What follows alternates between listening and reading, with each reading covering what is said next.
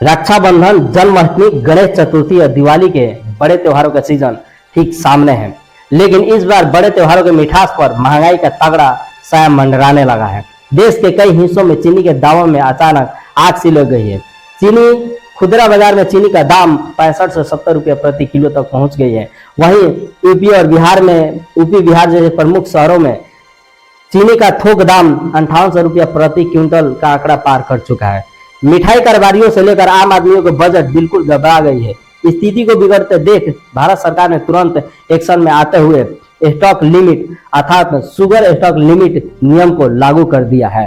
चीनी स्टॉक को देखते हुए भारत सरकार को 10 साल बाद पहली बार विदेशों से चीनी आयात करनी पड़ सकती है। आखिर त्योहारों से पहले चीनी इतनी महंगी क्यों हो गई? क्या पेट्रोल में मिलाए जाने वाले इथेनॉल से चीनी की महंगाई बढ़ रही है?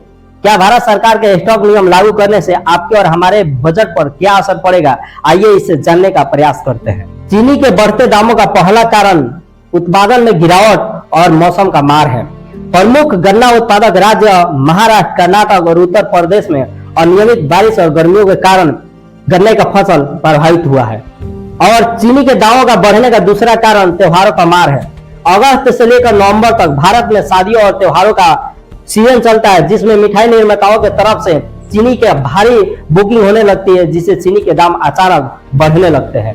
और तीसरा सबसे बड़ा कारण जमाखोरी और होल्डिंग का है। जब भी चीनी की दाम बढ़ने की संभावना होती है तो बड़े व्यापारी या कंज्यूमर चीनी के स्टॉक को बढ़ाने लगते हैं, जिससे चीनी की दाम अचानक बढ़ने लगती है। अब आते हैं उस सबसे बड़े सवालों पर जो आपके और हमारे जहन में चल रहा है। सरकार के E20 इथेनॉल नीति, पेट्रोल में 20% इथेनॉल मिलाने से चीनी की दाम महंगी हो रही है। क्या चीनी के दाम महंगा होने का सबसे प्रमुख कारण यही है? और इसका जवाब पूछा जाए तो यस भी है, नो भी है, हाँ भी है, नहीं भी है, क्योंकि आंशिक असर चीनी पर तो जरूर पड़ा है। चीनी के दामों पर ब्रेक लगाने के लिए सरकार ने सख्त कदम उठा लिया है और स्टॉक नियम लागू कर दिया है, जो 1 सितंबर से लेकर 30 नवंबर तक रहेगी।